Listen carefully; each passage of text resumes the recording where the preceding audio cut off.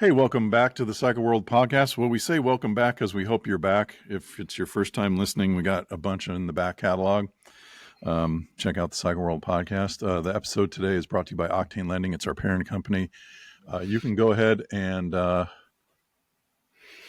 click the link in the description and check out Prequal Flex. You can get pre-qualified to buy a motorcycle, get the motorcycle of your dreams, and check them out. It makes a difference. Click on the link. It makes a difference for us. Appreciate it. Today's topic, this is a big one. This is big. Harley-Davidson Sportster, 1957. They threw overhead valves essentially at a, KR-ish type thing. We had parallel push rods. It was a visual signature that lasted for decades until it was replaced by the liquid-cooled 60-degree V-twin Sportster, which we will get to. One of the most successful big bikes of all time. Certainly no, Honda Cub, but taking 2003, 2004, when they introduced the rubber mounting, it was the big redesign. Did a lot of work to it. About 1.2 million Sportsters sold. Very little technical changes during that time. A lot of styling changes. Rubber mount certainly improved the bike's vibration signature. He still had a relationship with the motorcycle. Signature, yes. But it did smooth it out quite a bit. And there's a lot going on there. The Sportster was one of the most changeable motorcycles as well. It evolved in so many different ways. I have my wife's Sportster behind me, an XR 1200X, originally owned by Dan Gurney.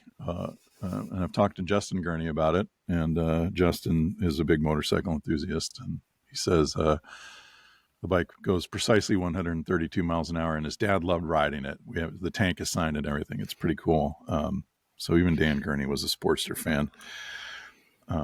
There's a lot of magnitude here, Kevin. And I mean, certainly we can go through, I'd like to understand, from your perspective, where it came from. We'll go through that, and then we can talk about what's happened in modern times with the model. Yeah. Well, first I want to say that Harley had the good fortune to, most of this wasn't planned, to stumble into a situation in which the value of their motorcycles was social and not technical. Japanese motorcycles excel in technical matters. They have high cylinder pressure, they have high RPM, they are lightweight, and so forth and so on. None of that impresses a Sportster rider because nothing else is a Sportster, and Sportster stands in relation to society as a kind of attitude.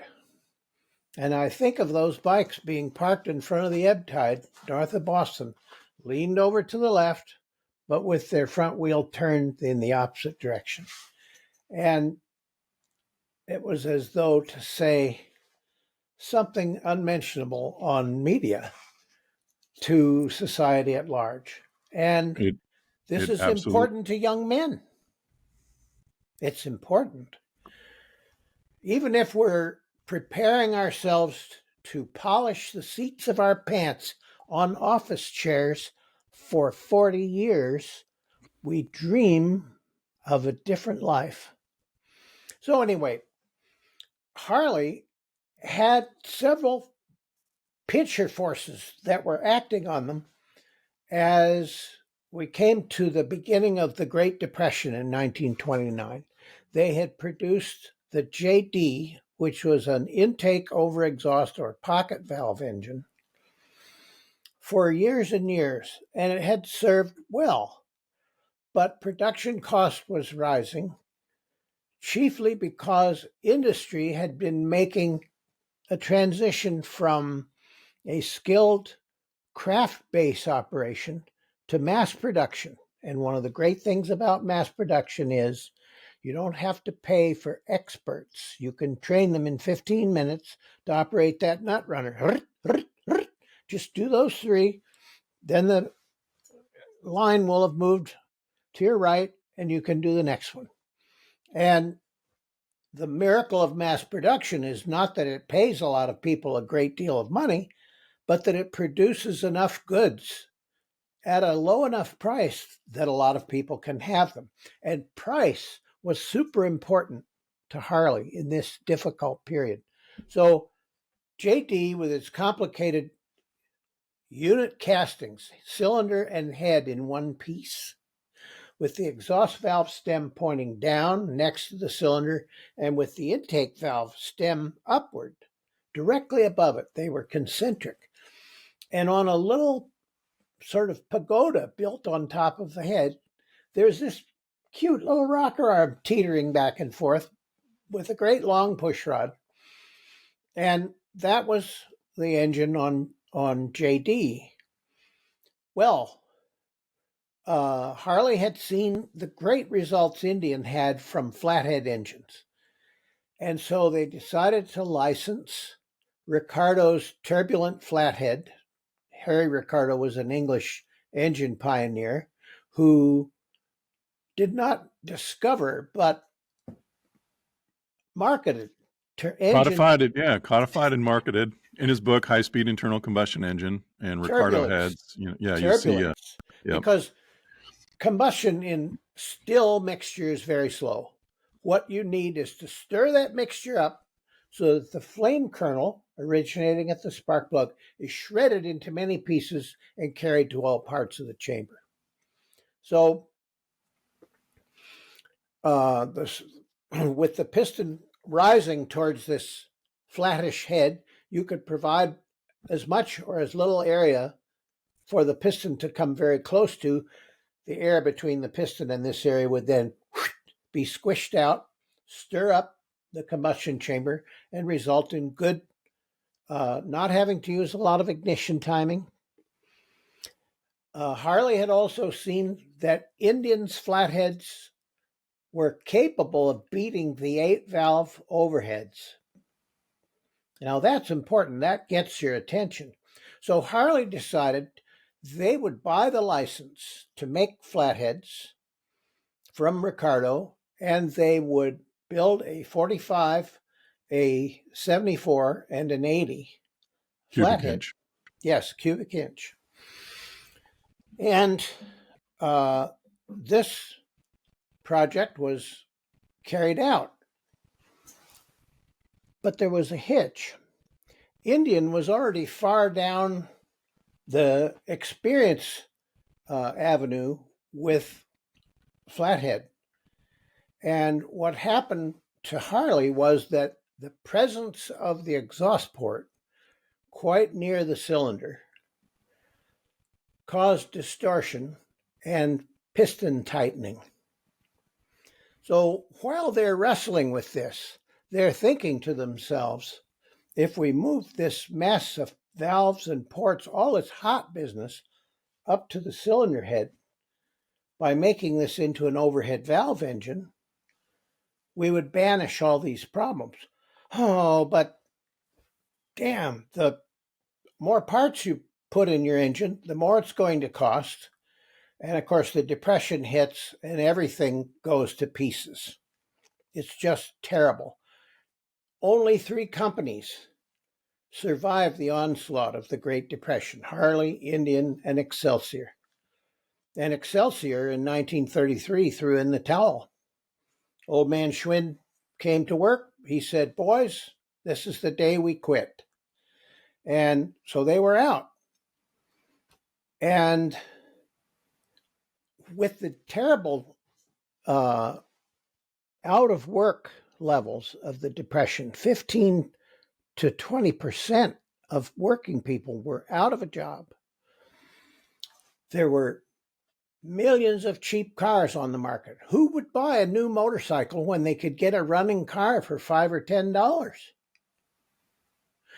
So Harley was under all kinds of pressure. It has to be cheap, but it has to be reliable, and it has to keep up with modern power levels. So they got to work on the problems of their new flatheads, but at the same time, they began to think in terms of an overhead valve future. And one of the plans was to make an overhead valve 750, sometimes called a 45. And there were all kinds of questions about this, and there's endless discussion. Oh, well, the 3-speed in the bottom end that we already have is weak, and if we put an overhead top end on it, it'll break. Well, the original 45 was something like 4.5 to 1 compression. It was pretty low. Oh, these were all very low compression, because it wasn't until 1923 that tetraethyl lead began to be added to gasoline. Powerful anti-knock. When your engine knocks, you lower the compression or you retard the timing. Those are the two sort of normal protections. But if you want to make power, you have to get better gas, which means tetraethyl lead. They used to call it ethyl. Fill it up with ethyl, they'd say, or fill it up with high test. What test are they talking about? Knock testing. So they built some overhead valve prototype stuff. They built a hill climber with 4 exhaust pipes. They built a prototype machine that got as far as a 5,000-mile test ride. And meanwhile, they came up with steel strut pistons that didn't expand as much when they were hot and had T-slots in them so that they were not going to jam themselves out hard against the cylinder walls. And now it was smoother sailing with the big flatheads. Meanwhile, split skirts were pretty popular, even into the 50s. Yeah. So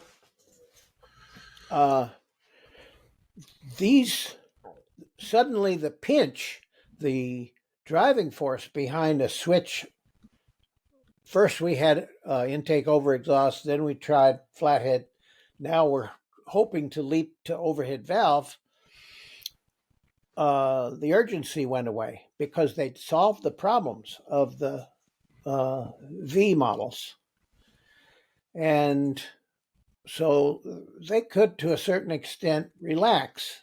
And these prototypes were sort of quietly put away. Then when World War II came and Harley produced lots of military motorcycles, and the war ended,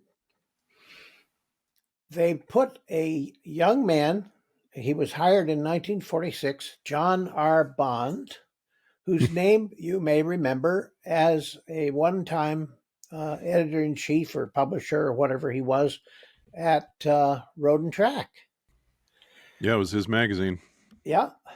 And it was Bond Parkhurst Publishing. So Joe Parkhurst and Joe was an art director for Road and Track, and that's how they knew each other. And so we shared the building with Road and Track for many, many years. Joe Parkhurst had been art director for Karting World in the early 60s. Well, Bond was given the assignment to design an all-new 750. And he went at it. First of all, he gave it a 60-degree cylinder angle, making room in the middle for a high-mounted camshaft that would need only little short push rods to operate the rockers. And this would allow the engine to reach higher RPM without having to take vigorous measures such as unbelievably stiff valve springs. Normally, an overhead valve pushrod engine requires about double the valve spring pressure of a flathead because there's so much more material having to move. So, stepping back a little bit, at one point, the two-cam JD was a sort of souped-up, racy version of the long-serving JD, and it was given roller tappets. So company experience with roller tappets began at least that long ago, and maybe longer, I'm not sure. And also in the 1920s period, well, in 1929, the original D model 750 was built with 4 individual camshafts all geared together, a feature that was passed all the way down to Sportster and ceased to be a part of Harley-Davidson only in 2021 when the last Sportster was assembled. Amazing. So Bond went to town. He provided the thing with this high-mounted camshaft and all these advanced features. He also designed a chassis with the swing arm rear suspension and twin shocks and a telescopic fork on the front. So this was, and the engine was unit construction. The gearbox and the crankshaft all fitted into the same cases. So this was an advanced project, and it was canceled in 1948, and Bond left for other work. He had a career in auto engineering too, I think. He became a very experienced person. And not that he wasn't in 1946 when he was hired. And there are a lot of engineers who've worked on projects that have been canceled, and you can imagine, you build something that's the best that you can conceive of, and somebody upstairs in some room with a big polished table in the middle says, that's the end. Move on. Clean sheet tomorrow. Design this bolt. So that engine, that motorcycle was set aside. And the British invasion took place. Parallel twin OHV motorcycles, much lighter than Harleys. Now, mind you, Harleys had sold well in places like Australia and other places where the going was rough. People loved Harleys because they didn't break. They were heavy, and part of the reason for that weight was durability. But these new English motorcycles handled more responsively, they accelerated faster, they were a lot of fun, and a lot of people took up with them. People who might otherwise have bought Harleys or Indians. So that put some pressure on Harley to come up with something to deal with this new threat and also to modernize the line. So the previous 750, the W series, was replaced. It had a 3-speed gearbox. The K series was given a 4-speed gearbox. It was given Bond's unit construction, his swing arm rear suspension with twin shocks, his telescopic fork, but not the overhead valve system. It was a flathead, just as W had been. And flatheads are hard to get good performance from. Indian had a lot of experience, and they had Charles B. Franklin, who had independently discovered squish at Brooklands in before World War I. So here was a very experienced person getting excellent results from flatheads. Harley was not that far along on that learning curve. So the 750 K model was slow. So they jumped it up to 883, 50, more or less 55 cubic inches. And it was still not too exciting, because when you think of a flathead, here's the exhaust valve next to the cylinder. The stem is down, so the air comes up to the valve, enters a side chamber next to the cylinder, flows out of there down into the cylinder. reverse that for the exhaust function. The two valves are side by side in a flathead, or side valve, as the British say. So it's hard to get it all right. Where do we put the spark plug? How should the parts be shaped? Where should we put most of the volume? Hard to make it work right. Harley got it working really well at Daytona in 68 and 69 when Calvin Rayborn ran away with the 200 on the final hurrah of the flathead. That was a story we told previously. So they decided, okay, we're going to have to put an overhead on here. And some poor flunkies were told, go into that huge dark room and move all those old prototype motorcycles around until you find one whose tag says this. And here's another one. And that stuff was dragged out and it was studied. And Harley had built a 500cc single that called CAC, which had overhead valves. And that was studied as well. So that when this new overhead conversion for the K model transformed it into Sportster, it was a result of engineers studying their own previous prototypes and the performance reports that had been written at the time. So it's all a horrible bureaucratic muddle, but out of it came Sportster, which was really a distillation of the masculine ambitions of American young people. It just happened to be that, because the first model in 1957 had 40-something horsepower and it weighed 480 pounds. So it wasn't impressively fast.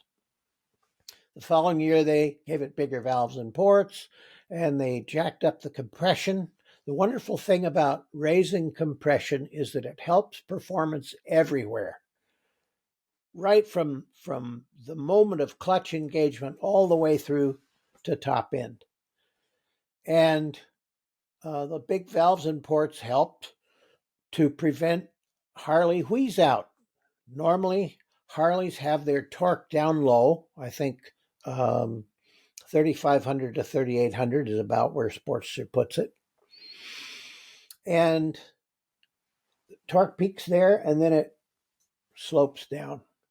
And by putting in bigger valves and bigger ports, and later what they call hotter cams, meaning less like a Volkswagen, because the way you get that bottom torque is to have short timing, short valve timing, so that the piston can't push stuff back out of the valve that hasn't closed yet. So you shorten up the timing and you get that punchy, masculine bottom acceleration. It's lovely. People loved it. So Sportster grew from there. And of course, it had to cope with many things besides British parallel twins. It had to cope with people saying, yeah, I loved my Sportster, but I couldn't ride it more than 25 miles because all of my extremities became numb. And there were periods of time when the compression had to be lowered because of the removal of tetraethyl lead from fuel. Then the compression went back up. It was all invisible to the rider, but if you look at all these specs, you can see stuff changing.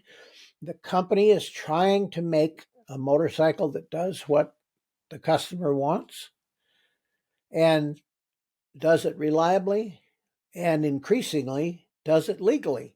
So, for example, when I visited Harley-Davidson around, just after the buyback from AMF, they had this special area in manufacturing where there were several really expensive Swiss-made gear grinders. Now, normally gears are hobbed on a machine that uses a tool looking like a tap that rotates and cuts the teeth and pulls the gear around simultaneously. So it cuts all the teeth. It's a lovely process, gear hobbing. But it's not super accurate. And if you harden the gears, they may warp a little bit. And that makes the gears noisy. So then you put them on your Swiss gear grinders after they've been hardened, and they take away all the little irregularities and the sound level goes down. And this was why Harley said at the time, we're killing the noise so we can keep the music, namely the unique exhaust sound. And this is another thing. People got used to the way Harleys looked with those little sausage mufflers, just as the kids that came into my dealership, my partner's dealership, wanting to buy a Triumph in 1971. Where are the mufflers? I don't want these shiny things. Why are the fork bottoms not painted black like they're supposed to be? If you mess with the character of your product, it will become unrecognizable and your customers will turn away. So Harley has always been very careful about all of this. Well, mostly. I think Mark can provide examples of questionable decisions made by persons of lesser experience. But on the whole, they have recognized that the value of their product is social. It connects with riders in a way that machines with the same technical specifications or far better technical specifications cannot. Because the Sportster is unique. No one else has made a Sportster. No one has created a motorcycle that sells at that volume to so many people. It's unerring. Yeah, it is what it is. It is a Sportster, and it also fulfills any role, virtually any role that you would want it to. It had an aftermarket that was massive. Endless. Just wonderful. Just wonderful. All the stance and swagger, like you talk about, all the stance and swagger that you could want, Sportster chopper. Yep. Can do. Spool hub, no brakes, whatever, make it rigid. Does that, makes the sound. Flat track replicas. They did Sportster lows, XR 1200. Unfortunately, one of the lower selling models, the XR 1200 and 1200X, not a volume leader, and it was not fulfilling. It was not fulfilling too many persons' self-image. They're great motorcycles, really fun, and proof that the platform could be pushed in almost any direction. But like the 48, again, no technical merit. 48 was not technically a particularly great motorcycle. Very small fuel capacity, very short range. I mean, we're talking like electric motorcycle type range, easy to recharge, but 90 miles, I mean, and the 48 sold, it might've been the best selling version of Sportster, and it was existing at the same time as the XR. And they're just like, well, the XR just goes away because, the last year it sold a couple hundred units, I think, the 1200 XR 1200X. So it's really something, and again, rubber mount to 21 was about 1.2 million units, just remarkable volume and on no technical merit. And Harley noticed, 2014, FZ09, FZ07, now MT09, MT07. Harley noticed those motorcycles entering the market because they were resonating with the buyer who, the person that would also be looking at a Sportster. and they certainly noticed those motorcycles, and those have been very successful for Yamaha, and that whole kind of upswing of the low cost, parallel twin and triple with the street torque. They're great motorcycles. Harley noticed.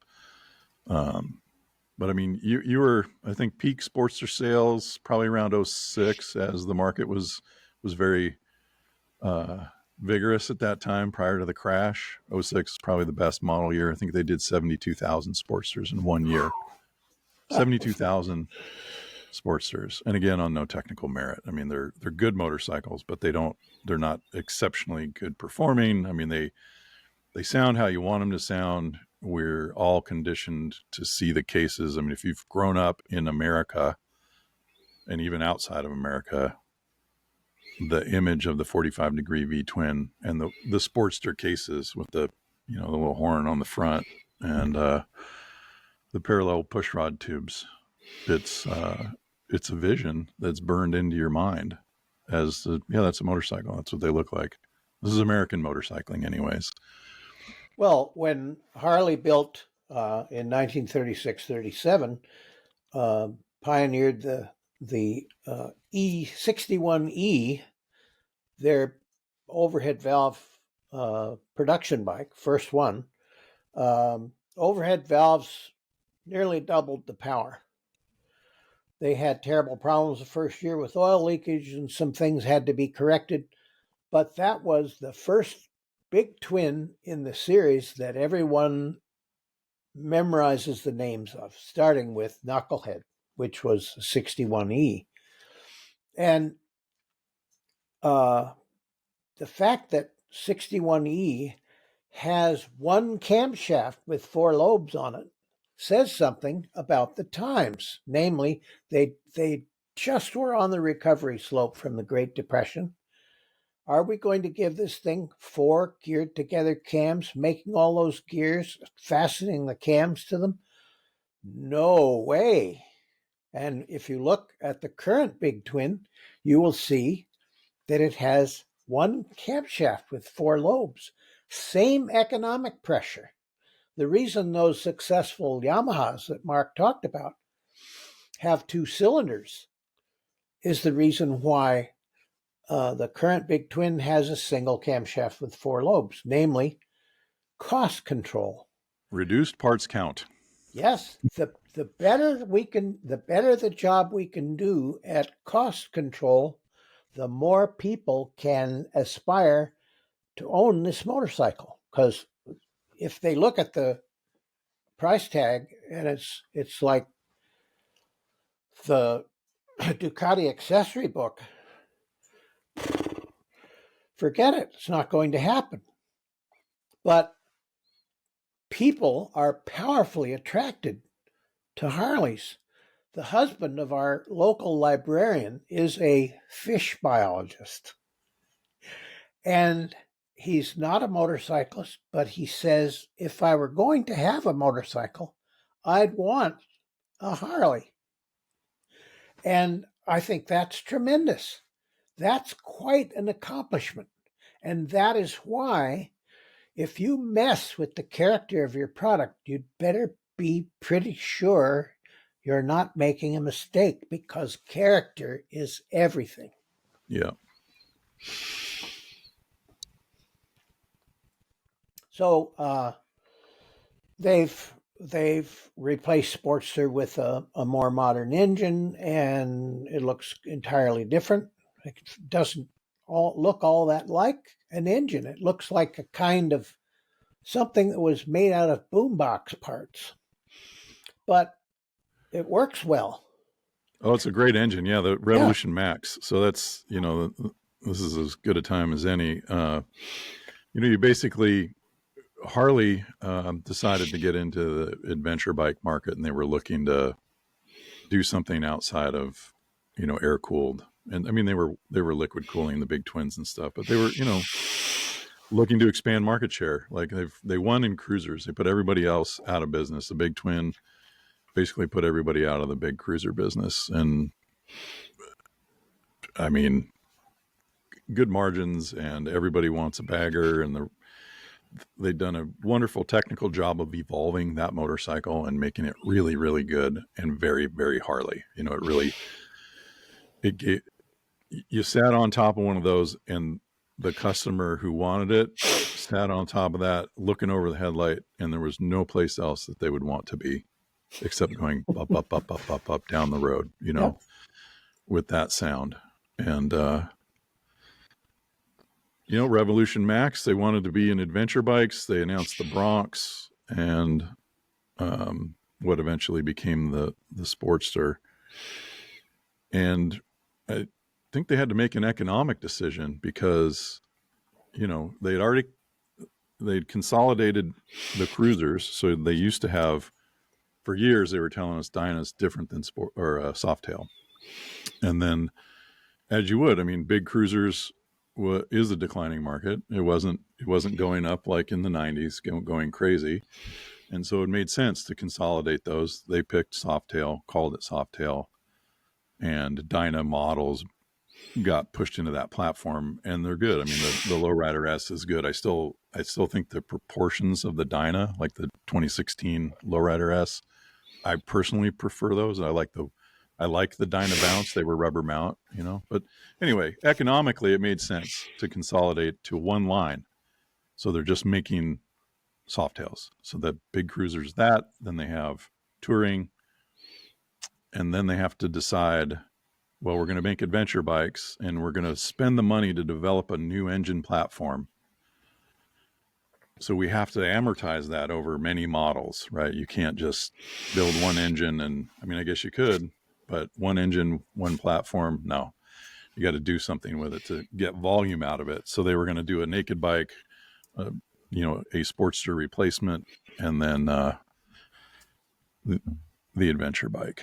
And the Bronx, they just sort of quietly scattered that to the side, didn't really go through with it. The adventure bike's been doing pretty well. But again, you know, you're entering, even though adventure is incredibly popular, it isn't like fundamental cultural engine type stuff for the American psyche. There's a good market, but I think they're around 10,000 units a year for Pan America. So that's okay, but it's not a big smash hit, you know, when you're doing 60,000 baggers or, you know, that's how Sportster started out. They sold a couple of thousand the first year. And as people made friends with it, and AMF put the boot in on promotion, the sales went right up from 1970s, big sales after 1970. And so it's hard to say what will happen with the new engines. Yeah, I mean, so basically, to finish the thought, they just didn't have the capacity to say, like, okay, we're going to do this new 60-degree liquid-cooled V-twin, and we'll make, you know, 3 lines, basically, a cruiser line, a naked bike line, and an adventure line. It's modular. They can change the displacement relatively easily. It's variable valve timing. It's got all the new technology, but they didn't have the capacity to continue with a new version of the Sportster engine. And I would have probably, you know, fought to the death to say, like, no, what we need to retain is, as Suzuki did with the Hayabusa, don't move the intake ports and don't move the exhaust ports so that the stuff will still bolt up, but do change the engine, make the engine modern and modular-ish, like easy to change flywheel inertia, all of that, move the cams up like John R. Bond did back in the day, you know, go the Corvette performance route. Like, let's make Sportster into the, you know, the Corvette pushrod thing of motorcycles. And so make your cruisers, do all of that, counterbalance it, rigid mount it, make it lighter, move the camshafts up, shorten the push rods, 4 valves, sure, why not? Do all the things to make it meet emissions, and then keep your potato and your 45 and your cooling fins with strategic liquid cooling as required based on the model. And then I think that's what I would have fought for if I'd been, you know, on, they didn't ask me, but it's easy to quarterback from over here on this podcast. But that's what I would have fought for, because the new Sportster, liquid cooled Sportster, is a pretty nice motorcycle. But if you look at the market, they came out with a 60-degree liquid cooled V twin cruiser type motorcycle that is an Indian in a sense, right? Like, it's like you took your identity and you made it a. There's great reasons to do that, but this isn't party in the engineering house, like this is marketing. This is campfire. This is feeling good around the campfire, having fun.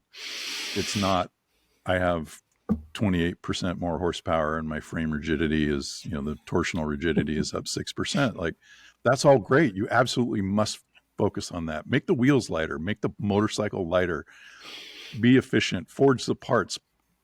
But at the end of the day, you're just trying to service that feeling of going down the road and the evocation of emotion when you look at that motorcycle, right? Like, that's the thing. And the new Sportster, again, neat design and good performing, but it isn't connecting to the Sportster mythology. So you have this thing that's existed since 57 and it's looked kind of the same the entire time. Lots of evolution. Felt the same. Yeah, it just worked better and better, and then they put 5 speeds on it. Oh my gosh. It's just it's crazy. But they just didn't have the capacity. They couldn't add a new Sportster engine and do all the other things they were doing. And you even a company like Harley doing sort of $5 billion for a long time every year, you've got to work with the resources you have and make decisions and live with the results. You have to control costs at all times, which is why no more Kansas City. It's and they got rid of MV, which they owned for a while. They got rid of Buell because they were saying, in this economic climate, we must service our core business. And that meant finding a way, just like they did after 1929, between the wars, move ahead, but with financial caution. And that's what they've done. Now, it may be that they have marketing studies and focus group information that suggests that fewer potential Sportster buyers faces light up when they see a Sportster. It may be that it is changing to more like, let me see that spec sheet, or I don't like the sound, or any other thing. Are things changing in that way? Could they afford to just say goodbye, Sportster, in 2021? The pressures were there. And the year before, Sportster no longer passed European emissions. So that tells you something. Yeah, that was an ongoing battle with that version of the engine, was getting it through. They were spending a lot of development time and money to get the emissions to work, which is why you need a new platform. And to do it with the new motor, the Rev Max, I mean, you have, it's liquid cooled, it's 100%. It's not trying to be anything other than what it is. It isn't trying to preserve the simplicity or apparent simplicity of air cooling or any of that. It's just like, nope, let's get her through. Let's raise the rings and do all the little tricks we have. Why VVT? Look at that. We can have bottom end and top end. Yep. Well, this business of devising new products, I think, is a fascinating thing, because it has to take all these criteria into consideration: cost control, product reception by the public, If they Oh, don't massive, recognize it, they won't buy it. massive tension. You have product planning and engineering and people punching it up over half a cent, for some Yep, feature. for sure. It's definitely intense and complicated. And, you can do all the studies that you want. And all of that is, market data and demographic data, all that stuff is useful and very important. But at the end of the road, when you're really sitting down to design a motorcycle, all it has to be is cool. And the magic is making it cool. Lowrider S was not, that wasn't a Lowrider S when they were sunsetting Dyna. They were making that bike like the swan song for Dyna, the ultimate Dyna, knowing already that they were going to discontinue it. And they just took a lot of cool parts and got some colors together. They did the color palette with that kind of bronzy gold paint and the black. And I mean, it was a knockout bike. It was so rich in personality, and it evoked exactly what the Dyna customer had in their mind, and they didn't know it. That's the thing. That's sort of, I think, the job of product planning is understanding what the customer wants before they want it. I think that's, if you're really doing it well, you're coming out with the product where somebody goes like, oh, it's like a new song that does something different with beat, rhythm, whatever in it, and it's catchy, right? That's the creative aspect of it. Use all the research, do all that stuff, but the artistry is in predicting what the customer wants before the customer even could articulate it. Because if you ask somebody, they don't really know what they want next. They may know in their heart, but they can't say it.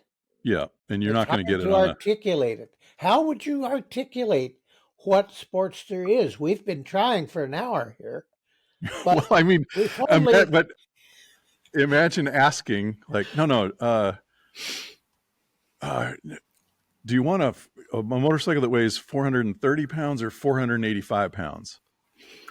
Oh, I want 430 pounds, but it's going to be 480 and it's going to sell 1 million units or whatever, well, do you want 130 horsepower? Oh, heck yeah. I want more horsepower. No, can't have it. It's going to be 60. yeah. If you wrote down and asked people if they wanted a Sportster, they would say no. You know what I mean? Like if you spec sheeted it and just said, here you go. No, they just say, they would say they didn't want it, except they did. I'm remembering an advertisement, a magazine advertisement that showed a dark manufacturing building in the background. Light is coming from street lamps. There's a Sportster parked. That's it. Where's the rider? In the building? About to be set free. What the building is dark, which implies that says something too. Something's going on. It obviously has my interest. Buy one and answer the question yourself. I think that kind of enigmatic advertising is just wonderful because it recognizes that riding a motorcycle is an animal experience and it doesn't articulate well. Once somebody gets it right, though, it's right. And with Sportster, it stayed right from 1957 to 2021. That's a good career for a vehicle. Yeah. So, and it's true. It's also true about the customer changing. We don't know what Harley looked at or what any manufacturer in terms of research. Electrics are what they call the TAM, total addressable market for electric motorcycles is minuscule in the United States, but is growing, and particularly at the bottom end where you have your your sort of little electric motorcycle like things that are sort of hybrid electric mountain bikes, like the bicycles without pedals, that kind of thing. We're seeing, I believe this is good for the motorcycle market because they're cheap and people can afford them, and they give the experience of turning a throttle. It gets you on two wheels. Get you on two wheels. Yep. There's, we have seen crackdowns and legislation about, because people are riding a lot of these things without license plates or licenses, or they're 13 or 12 and they're riding essentially tiny dirt bikes on the road. Point of all this being, the total addressable market for electrics is relatively small in the United States, but what manufacturers are seeing is there is enthusiasm there, and a lot of those people are not traditional enthusiasts. Yeah. And so all the racket, I mean, I think back to the transition of 2 strokes and 4 strokes. And I mean, imagine, a BSA Gold Star in 1967, just a rattling low power compared to a TZ 350. Yeah. Yeah. Sure. Or a Manx, Manx, just noisy, spewing oil. It was the sound of the past at that time. 2 strokes were the sound of the powerful future. Light, simple, time to cut wood, let's go. And that was a time, that was a transition of one technology to another, and a completely different kind of thinking. The 4-stroke people, would they call them pirates? The 2-stroke people were pirates coming in and ruining everything. And Yes, electrics could be similar. I mean, we're seeing some progress in battery density and all of that. But the point is, the customer is certainly different and changing. And maybe the Sportster's time was up. Sales had been going down, but it's interesting. Being Harley is what a challenge. Maybe people don't have attitude anymore. Yeah. That would be something. But that's why I like that advertising page. The motorcycle, light from streetlights, a dark building behind, manufacturing building. What is the rider doing? Well, you could find out. Yeah. They souped the daylights out of those motors. Don Tilley, the late Don Tilley, kept raising a compression on his Sportster-based race engines until it would blow gaskets. And then he would make the cylinder studs bigger, and it would blow gaskets. I heard one blow a gasket at Daytona. It's this high-pitched squeak, and the motorcycle just rolls to a stop. Finally, he got up to half-inch cylinder studs. He said, Wow. I think I got it now. Oh, imagine. And, of course, Jim France has always wanted to see Harleys, Triumphs, BMWs in racing on his speedway. And he's tried in a variety of ways to reach that. And one year he had Buell come down with soup to the maximum Sportster powered things, and they qualified 10th in the 600 class, for which Jim France had found a way to make them legal. And was that not a 1340? There was a 1340, yes. Big. Which was a famous Pratt & Whitney radial engine, was the 1340. So it was no accident. But that engine was bursting at the seams. It was breaking this, cracking that. They had it working hard. They had all the parts working equally hard. And in the end, Eric Buell was saved from having to do that by being allowed to bring in a European engine. But it was a glorious try that year at Daytona in the 600 class.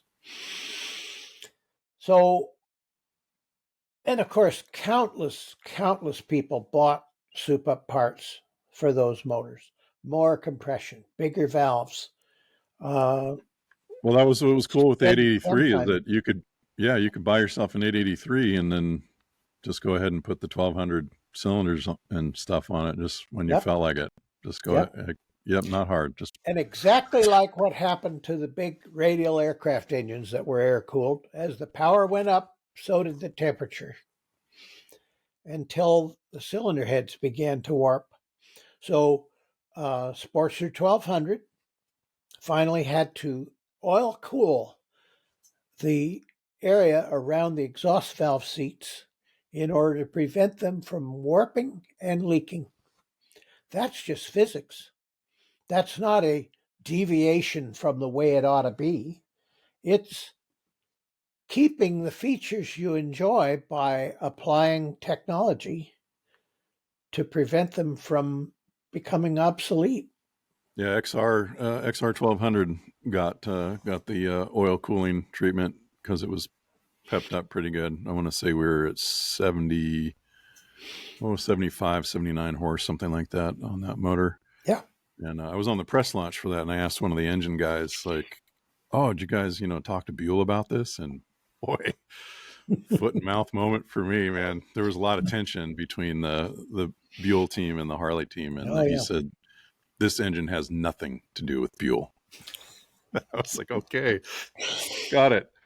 Well, just as there had Um, been that big war between Steve Scheibe with the VR 1000 Superbike and Harley's engineering department. Engineering department felt that racing should be under their control. And Steve Scheibe, who had come over from the Jack Roush organization, was trying to fend off all of this, the engineering's territorial incursions. And it was something that came and went. It was just yeah. a particularly beautiful sunset. Well, I mean, if you think about Harley, to me, Harley Davidson, the brand, is an endowment. So Okay. when you go to work for Harley Davidson and you are a motorcycle enthusiast and you have been immersed in American motorcycling, imagine the feelings that you would have if you were an engineer and then there's somebody coming in with a liquid cooled 60 EV twin superbike, and well, what does this mean? And I yeah, it's our religion. We defend our notions and ideas and thinking about how it should be. And Yeah. I think that's the challenge with Harley, is that it is an endowment. The brand is an endowment, and all of the culture around it, trying to unravel that and express that in things that take 5 to 10 years to plan, and suppliers, and it costs a lot to make new motorcycles, and so to try and put all that together, that's why it's such a beautiful challenge, I think, There's particularly a for Harley. there's an issue here that I want to speak about for a moment, and that is the use of iron as a cylinder head and cylinder material. Harley had a lot of experience with cast iron, and the original 61E had an iron head and iron cylinders, and so did the first Sportster, and for a long time thereafter. And the advantages of iron are it's a well established casting technique. Casting iron was something that the railroads explored for years. And you can seat valves directly on iron, whereas with aluminum, some special racing engines have seated valves on aluminum, but you don't see it in production. And it's a wonderful wear surface for cylinders, which is why when iron gave way to aluminum for the fins, the liner remained iron because it lasted and it could be rebored. So when Harley, after 1929, played with the idea of aluminum overhead valve heads, they ran into problems with gasket sealing. Now, aluminum expands 3 times as much as iron for a given temperature change. So that means it's yanking up on the head bolts tremendously. I'm going to uproot these bolts. And that increased bolt tension is crushing the daylights out of the gasket.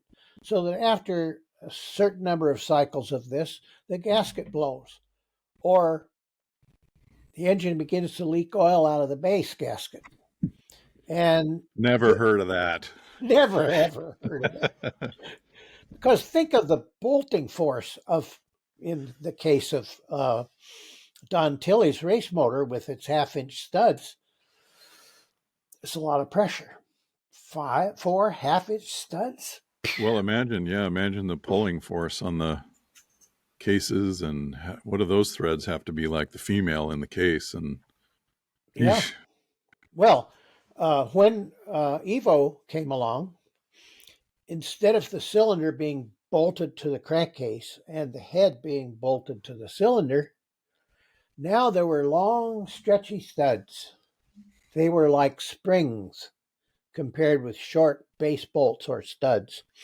So that when you stacked aluminum parts on there, cylinder and head, and did up the nuts on the tops of those studs, the gaskets were being loaded by springs of a nearly constant rate, so that as the parts expanded, the increase in pressure on the gaskets was not enough to kill them.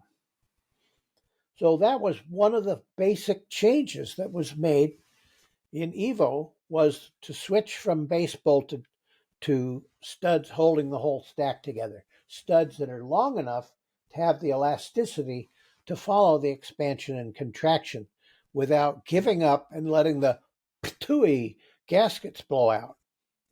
And the oil leak, of course, potential there. So rather than tackle aluminum at the time that Sportster was designed, the heads were and cylinders were iron, a technology they knew could be made to work and wasn't going to cost them an arm and a leg trying to develop solutions for. So eventually Sportster did cease to be iron head and had aluminum parts that could dissipate heat much better than the iron had done. After all, they make stoves out of iron. And it was a big improvement. But Harley took the time to study how to keep an engine sealed up with high expansion metal in place of low expansion metal. So Harley are often criticized for being backward, being overly conservative. But I think a lot of their traditions originated in the Depression, when Indian in 1933 sold 1,600 motorcycles. They were going right out of business at that point. Harley never got that low because they were playing the game like crazy. Cost control, attractive performance. What can we do with this flathead technology? They were frantically working to solve the flathead problems, even as they were talking about an overhead 750. So they were just doing the two-step like crazy during that time, trying to keep it together. And in the process, it made them look very conservative. But they're still here. So that conservatism and gaining experience with stuff before putting it into production saved them. Whereas Indian, who decided right after the war, we're going to build a British parallel twin, they ended up making it so light that parts broke, like cylinder heads. How are you going to call back all the bikes you've sold and give them not only new engines, but redesigned engines that won't break. Yeah. They didn't have the money, so in 1953, that was it for Indian. Yeah. It's that decision. I mean, you could see that like, oh, we want to be the future. We want to be lightweight and high performance. And Yep. clearly parallel twins are happening, but it's also a broken promise to your customer, compounded by the unreliability. Yeah. Like what? No, wait. What happened to that thing with the flat heads and the very distinctive exhaust angle and all that? What about those big fenders? That my dad and my uncle rode. Well, that's the thing. It's burned in, it's Yeah. like, that was Victory's poor lot in life. Was they were good motorcycles, but they weren't old enough for you to have a photograph of your grandpa sitting on one. It wasn't burned into your brain. As the marketeers say, it had no narrative. Yeah. You got to create a story that your potential customer wants to be a character in. Well, I have a picture of my grandfather on a 45, I think. Could have been a JD, but it's a 29 twin headlight. It's a head-on shot. It's the only photograph I have of him. We used to have his gear. Unfortunately, it sat in the basement in New York, and it was rotting apart. But we had his gear, and we have that photograph. And he loved motorcycling. He took my grandmother across frozen Lake Ronkonkoma for a ride. She was upset about that, but he was that's how he was. Yeah. Attitude, stance. Yeah. Some kind of defiance, a way of saying no to something. And right? Definitely what are you rebelling against? Definitely what do you also got? a way of saying, I'm here. Yeah. I'm here. I'm not them. I'm me. Yeah. And there is something to the 45, I have to admit. The cadence of the engine and the way it goes, even the vibey ones. Well, this is why all these parallel twins now have 270 crankshafts, because it gives them that syncopated exhaust sound. Yep. People like it. Yep, it works. Yep. But I've also a couple of years ago I rode only an electric for about a month plus. I rode a zero, and honestly, after a while, you're like, "What the hell's all this racket about?" Yeah, idle. It has to idle. Like all the quirks, all the things that make riding a motorcycle challenging are dealing with the quirks of having an engine that has to idle. Yep. I mean, a clutch, a transmission, like what? It's all nonsense. I mean, we love it. It's great. I mean, I love shifting gears and I love using a clutch and all that, but it's what we're accustomed to. It's what we're accustomed to. And maybe it was time to move on. I still lament the passing of the pushrod air-cooled Sportster. I love everything that grew up around it, all the choppers and street trackers and low bikes and skinny bikes and tall bikes, all the attitude, so many different attitudes, so many different stances, a miracle of aftermarket. It's just, what a sensation. And now the sales are, I went to look up current Sportster sales volume, but it's lumped in. It used to be Sportster was its own category, and you could look at the sales. Harley would publish those on the website. And now it's lumped in with 350s and 500s. So you're really not sure what Sportster on its own is doing, whereas before you kind of could, but they changed that. So it's hard. You can't mine the number out. The numbers aren't huge. So we'll see where it goes. Certainly a great engine, the new one, the 60 degree. I kind of wish, if they'd had the bandwidth, I wish they would have called the Cruiser Bronx and then had a Sportster, pushrod Sportster to go along with it. I think that would have been really, in an ideal world, you could forge in to liquid cooling and all that high performance that you got from there and addressing that customer that you may not be getting, the MT-07 type customer, and continuing your cultural dominance, Well, we'll never know. we have to take note of the fact that Pro Stock drag racing found that the way to make pushrod valve trains work reliably at 9,000 RPM, 10,000 RPM was to make the parts really stiff so that the engine couldn't make them sing. It couldn't get them vibrating. The pushrods weren't bowstringing from side to side and rocker arms kind of twisting and untwisting. When they made everything really stiff, with 1,200 pounds of valve spring pressure I was going open, to say the spring's also stiff. Yeah. which is the reason why those big cams are made now with great wide lobes. That shows that you could do more with pushrods and rockers because it has been done. But whether you want to pay for it, that was the question that wiped out the two-stroke.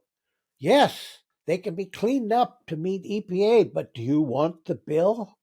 Yeah, it's a big job. And if you look at that, at the V8 aftermarket, all the comp cams, and, I would love to talk to Billy Godbold, who works for Comp, because of all the cam profiles that they're designing and everything that they're doing to increase pushrod, American V8 performance and take the RPM into astronomical levels, 9,000 RPM on an American V8. What? Yeah. It's really cool. That would have been my first call, Billy. Hey, Billy, we want a hot rod Sportster, fast emissions, etc. 4 cams, man. Imagine VVT. What could we do there? Yep. All right. Well, that's it for Sportster, folks. Hope you enjoyed the program. We'll see you in the comments. Love reading them. If you haven't listened to some of the other podcasts, we've surpassed episode 60. I'm sure of it. We're just going to keep this going as long as we can. Enjoy having your company, and always enjoy talking to you, Kevin. Thanks for listening, folks. Catch you next time. You bet.